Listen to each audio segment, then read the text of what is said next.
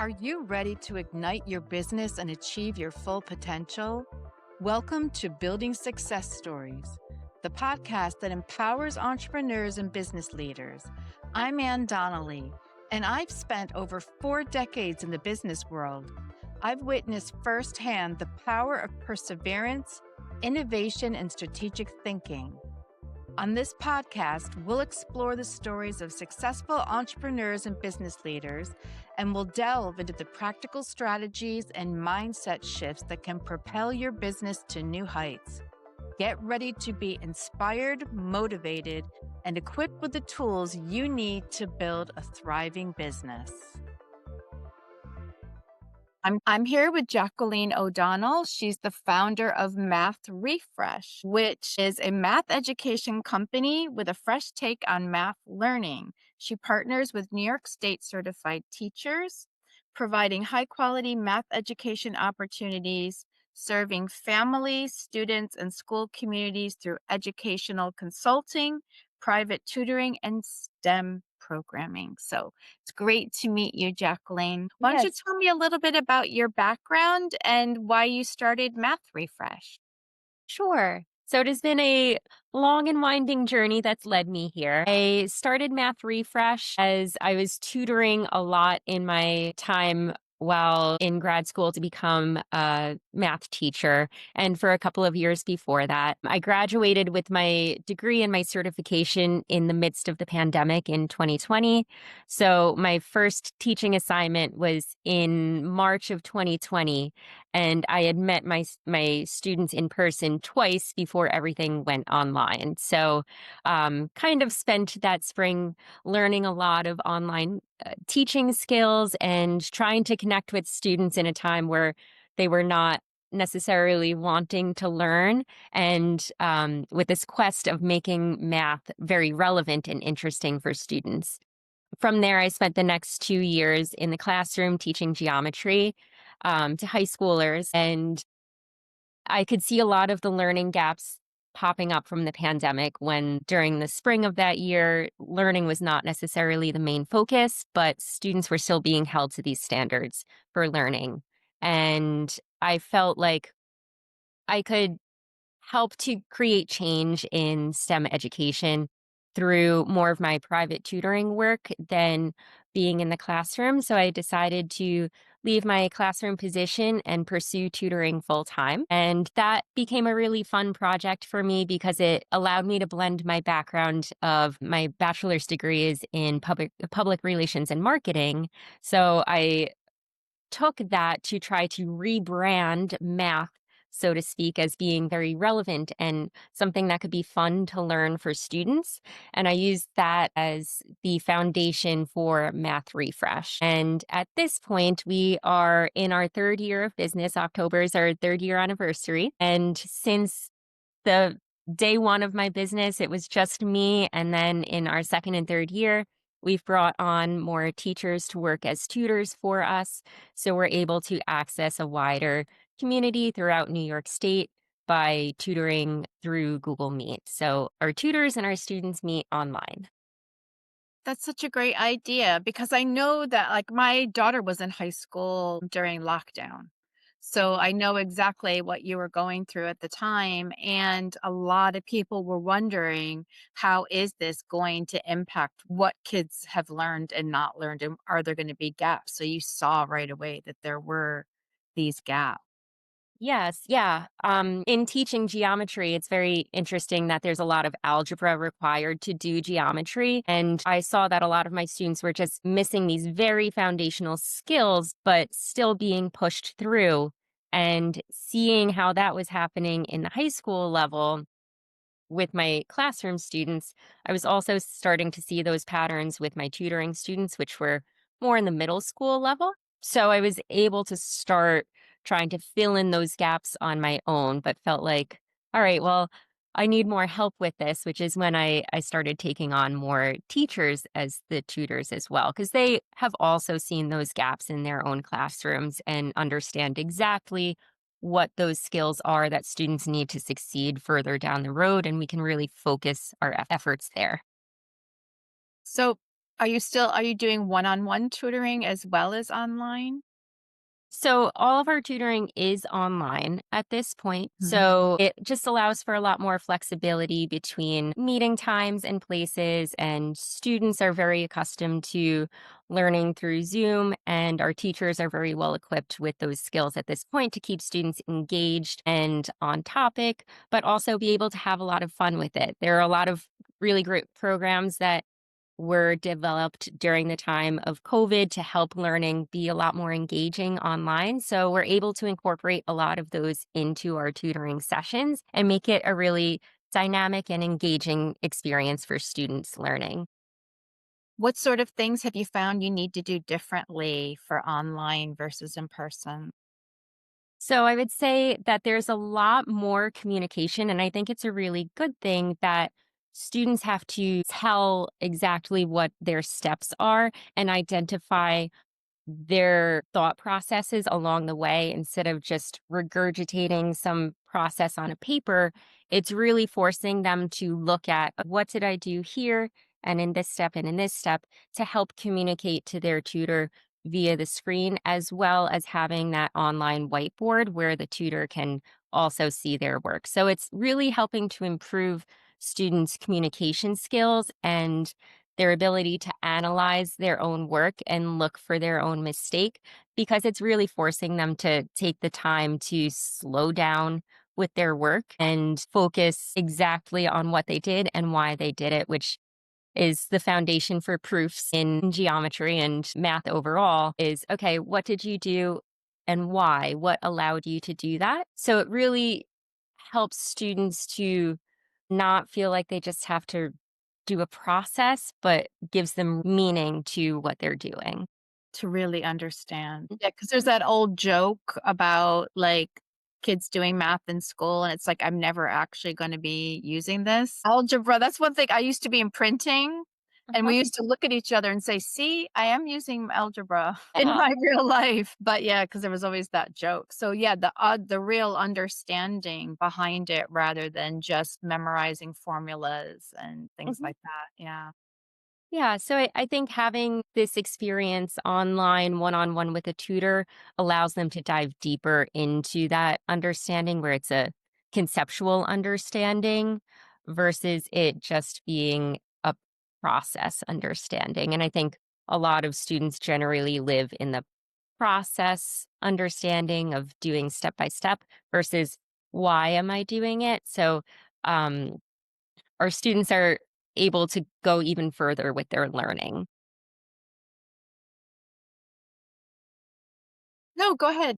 And working one-on-one, it helps to create an environment where they feel safe to take those risks with their learning and ask questions. And I think that's a really big part of the space that we offer in our private tutoring is that for the students, and I was this student too. I was very scared to raise my hand in school and ask a question in front of my peers.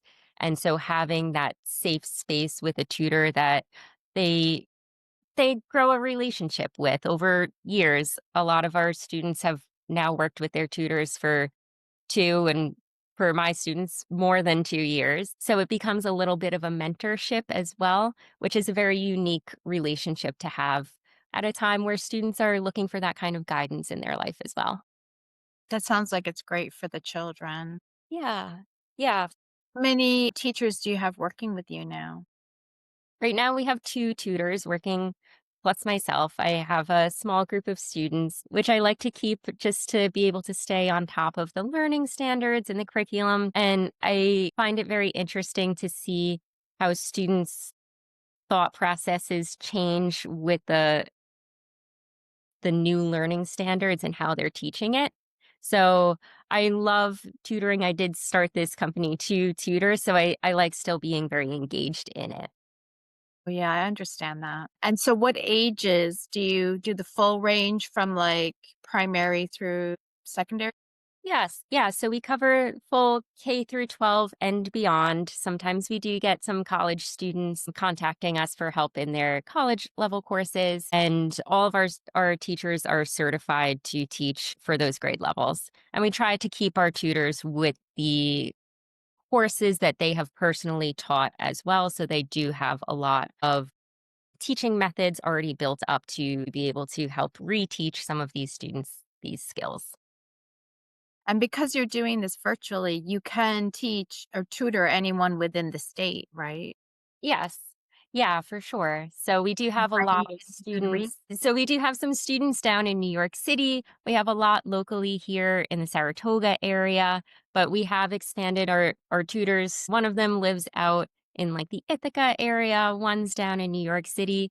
I'm up here in Saratoga. So we are definitely expanding our reach across the state. And I think with my involvement in some of the math teacher organizations in the state that's also helped spread the word about Math Refresh and the mission that we're on.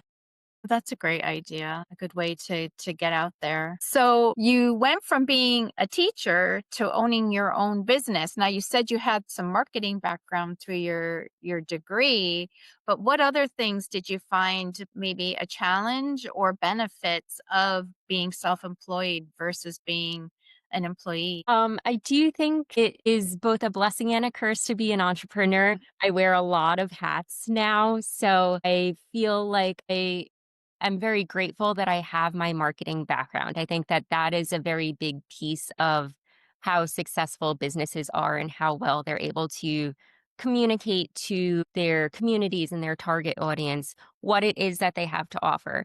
Also feel very confident in the services that we are offering. Um, and I feel like that's able to shine through with our marketing efforts and how much we are participating in our local community as well as throughout New York State. I think any entrepreneur will tell you it is a journey and you just have to hold on of it's very nice to feel like a salaried employee, but it is also really nice to feel the freedom over your own schedule and that your ideas are yours to make come true. So you're not necessarily relying on other people to say, like, yes, that's a good idea. We should go forth with it. I now have the creative freedom to be able to do that and play around. And I really have enjoyed that entire process of seeing, all right, what works, what doesn't, what is really the need within our community? How can we meet that need sticking to our mission and get to explore all of the areas to do that. So, aside from being a company which offers private tutoring, I also published a book in 2023 that's a children's book that's a scavenger hunt for math. It walks students through the alphabet and introduces them to some higher order math concepts with a very simple definition and example. And then it asks them to find examples in the world around them. So writing that book was another way that we were able to access a different type of community, maybe for students who don't need tutoring, but are really interested in STEM and provide them with a way to engage more with STEM at an early age.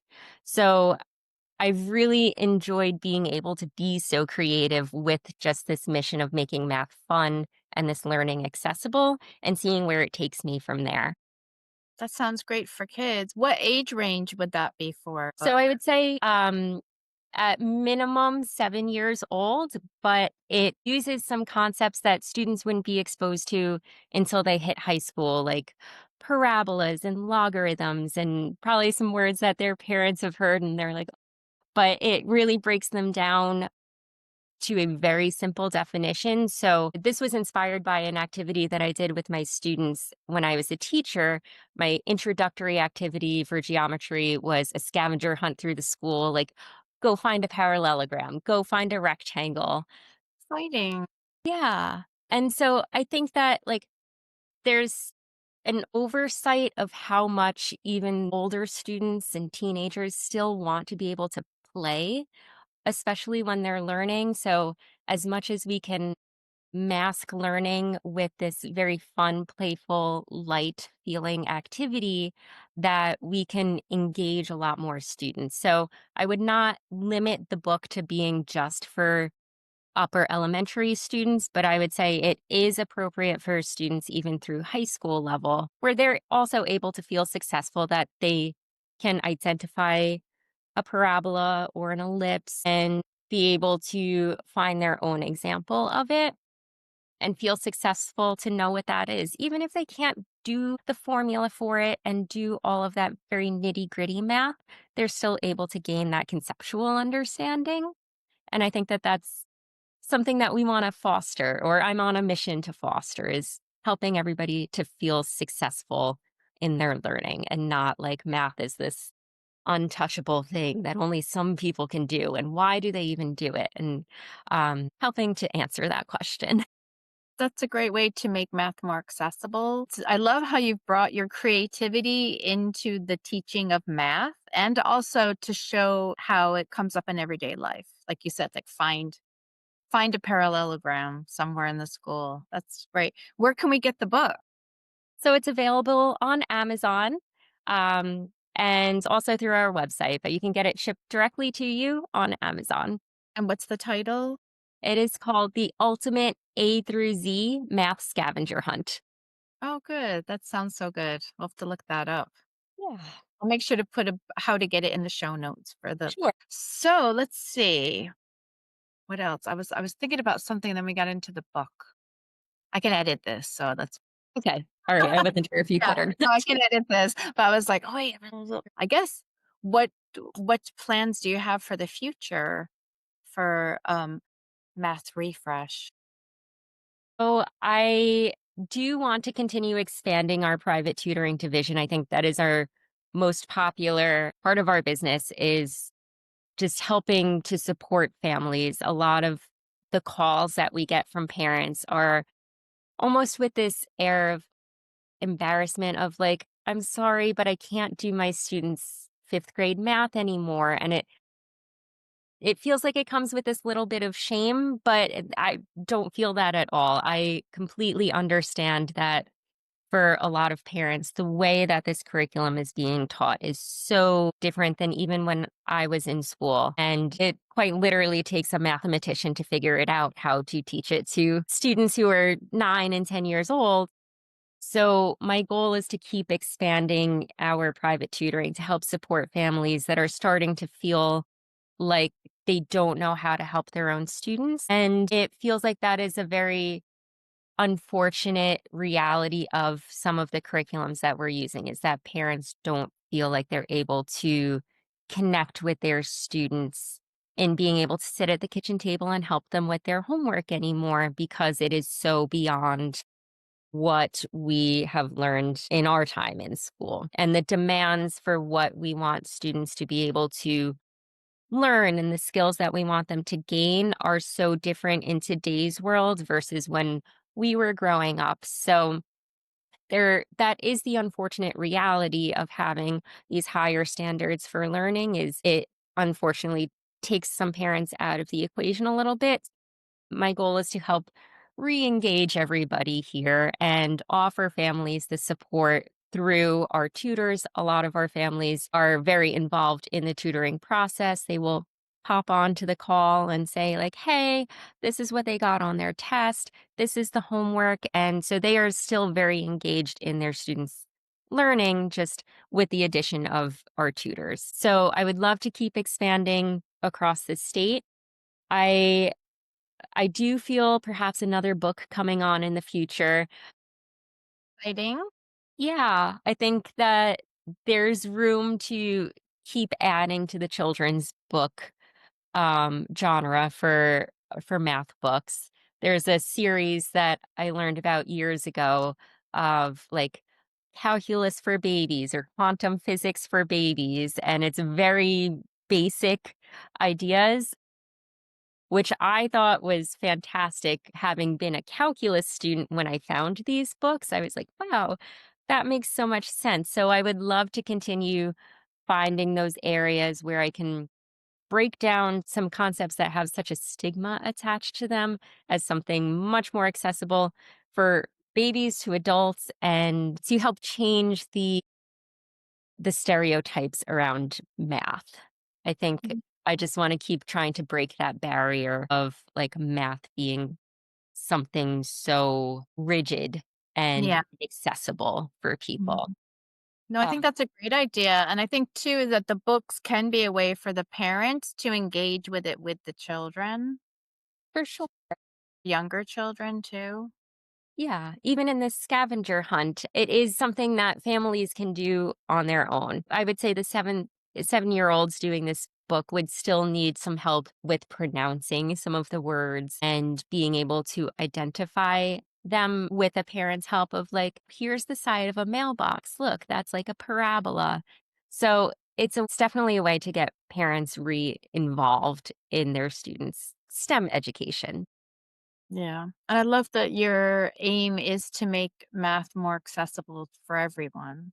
Because you are right, there are people that just feel like, "Oh, I just can't do it, I just can't get it." And a Yeah. little bit more help and understanding will help bring them through that. Yeah, and I would say my hope is that people have a newfound appreciation for where math exists in the world around them, because whether or not you can do it, you're still going to be subject to somebody else's math equation that you're in. Like, I think an example that I have talked about recently is that like with phone bills, like a cell phone bill, like whether or not you understand the breakdown of are you getting a good deal on this or not, like you're still going to have to pay that bill. So if you can gain the skills to be able to analyze what your charges are and if you are being charged for more than you need, then you're able to make some more informed decisions for yourself, but you would need to have those foundational math skills and analytical skills through math to be able to make those smart decisions for yourself as an adult. An example, I'm always the one that gets stuck working out the bill after having dinner out with a group of friends, Yeah. and it's like, "Okay, you had this, you had that, oh, and we gotta figure the tip and the tax and extreme math," but I said, "After a few drinks, I refuse to do it, but I'm the one that's gotta do it." You're the elected mathematician of the group. It generally does fall to me for those types of things, but thankfully it's pretty easy to do in your head kind of math if you understand those patterns. Right. Yeah. See, math is for everyone. It is, not just for the geniuses. I have to tell you, I saw your signs. It's funny, like, you know how once you find out about a new business in the area, then you start seeing things popping up all over. So I saw your signs out in Crandall Park. You I did, was yes. like, "That's why." Yeah, so that's a good place for it.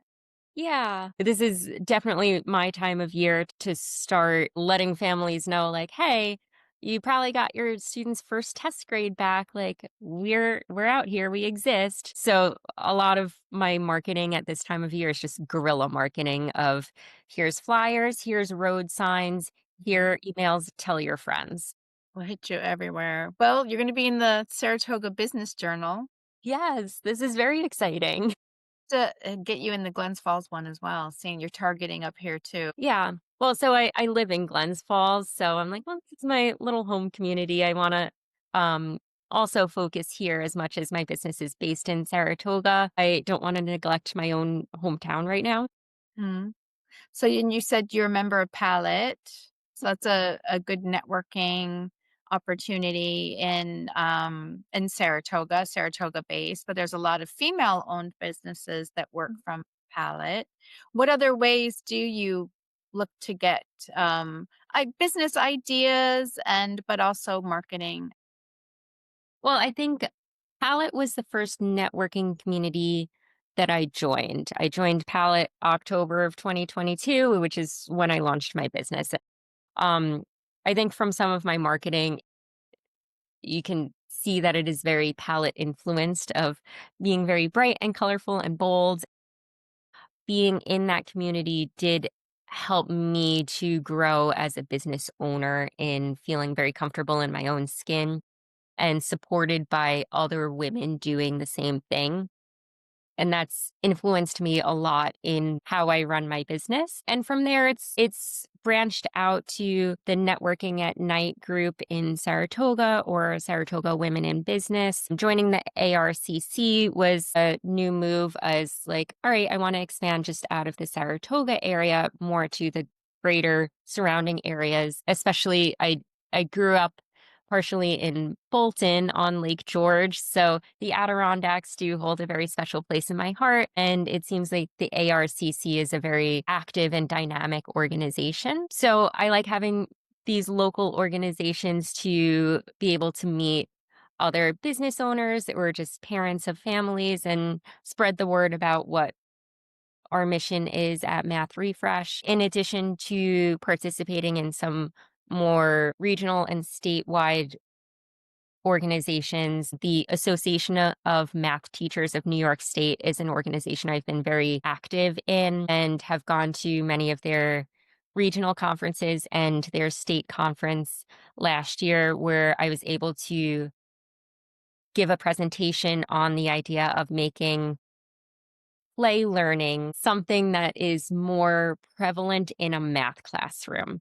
I think we see a lot of play learning in elementary school, and then it severely drops off when we make students sit in desks all facing the front in middle school, which is a very sad thing. I think having worked with middle schoolers, I see how much they just want to like move out of their chairs and they can't, and they want to be active. And we, I think, as a whole education system, start to squash that. So my presentation was about how to engage students through play learning via the book that I wrote, but also just doing scavenger hunts and letting students explore with their learning. So being a part of that organization has been very, very good for me. I've met so many great teachers and other math business owners that are on this mission to shed our stereotype that it's such a black and white and boring type of thing, because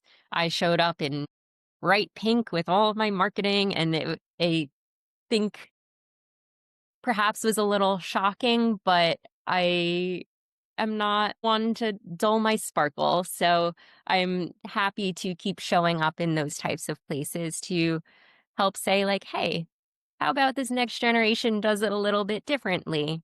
And to help spread the mission among teachers who can actually facilitate that change in their own classroom as well.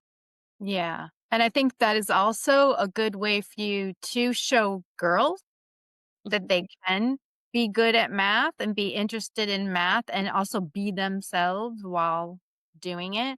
Do you see that there is much of a divide? I think the divide doesn't come till more after secondary school. Do you think? Or So I definitely see a divide.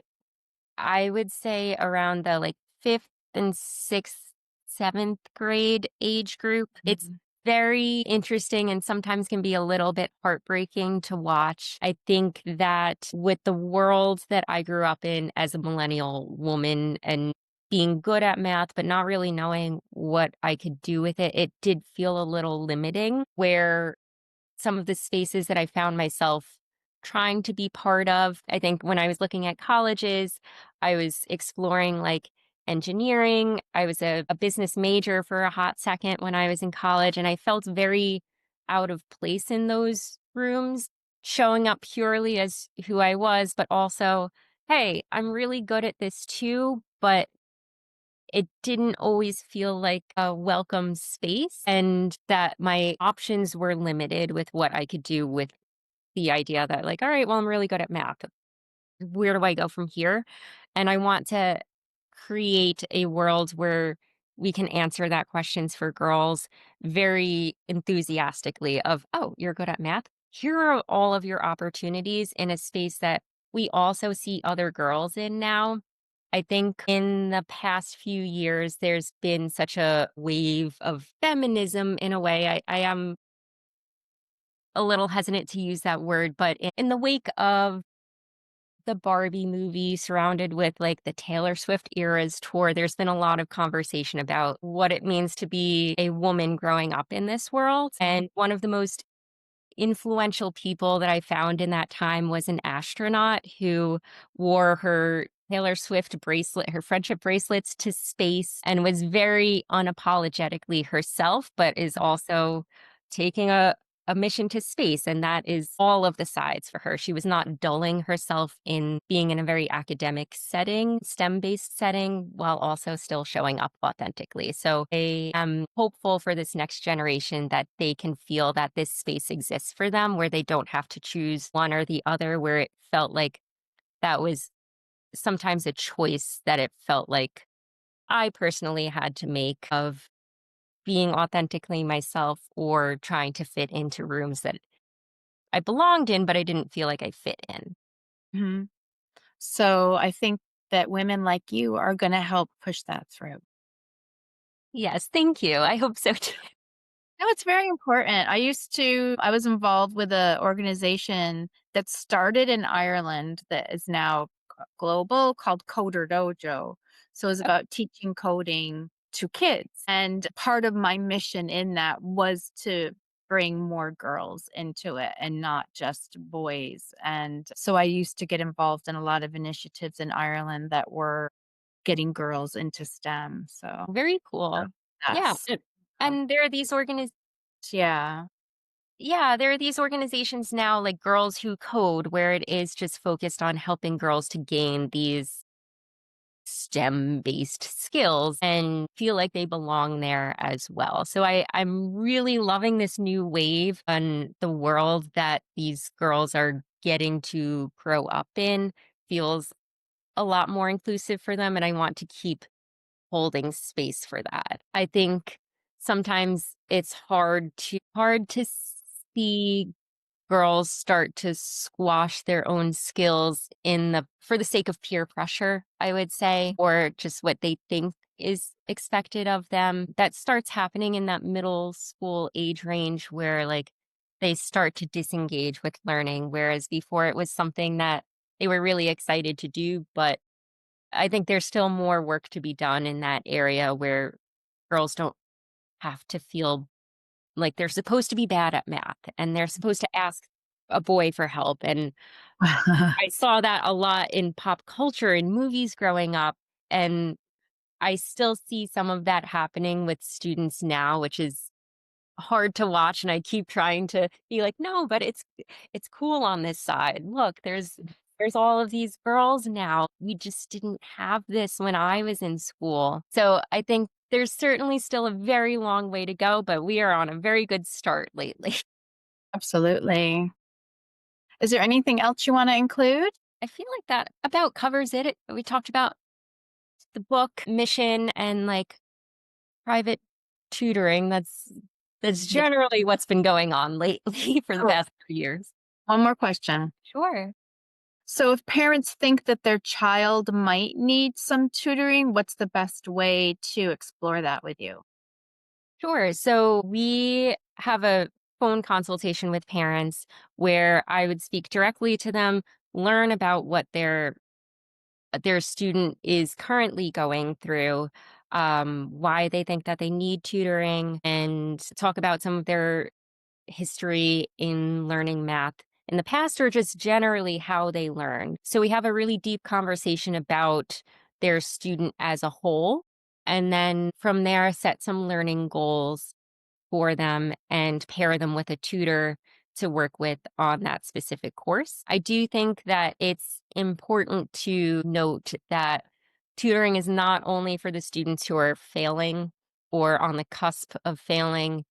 I don't necessarily even I think it needs to get to that point for students to benefit from tutoring. I think some of my personal best success stories of working with students are those in the like low to mid ease range that is a very forgotten about population of students because they're not the high performers, but they're not failing, so they don't get a lot of extra services in school. That they're the ones that we see the most change with because we're able to push them up into the 90s range just by giving them a space to be able to comfortably ask questions and then take those risks with their learning and start identifying patterns and connecting like this topic of their learning with something from last year.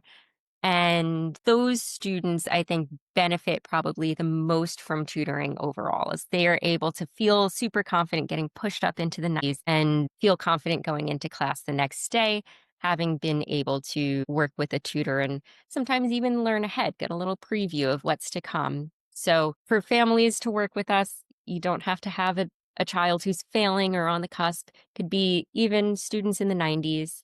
Um, just to have that consistent support. And then to set up a phone consultation with me, just a quick 15-minute chat, and then we'll get you set up with a tutor. And within 2 days, you could be tutoring with one of our teachers. Okay, that's great. So you've got capacity for a number of students now. Yes, yeah, for sure. And then as that demand grows so much, then we'll just keep bringing on tutors as we need them. Thank you for joining me in this episode of Building Success Stories. Are you ready to take your business to the next level? I've got you covered. Visit my website, AnnDonnellySuccessStories.com, to access additional resources and sign up for my newsletter. And to work with me directly, visit AnnDonnelly.com to learn more about my services as a fractional COO and business consultant. And don't forget to subscribe to this podcast on your favorite platform and never miss an episode. Until next time, keep building your success story.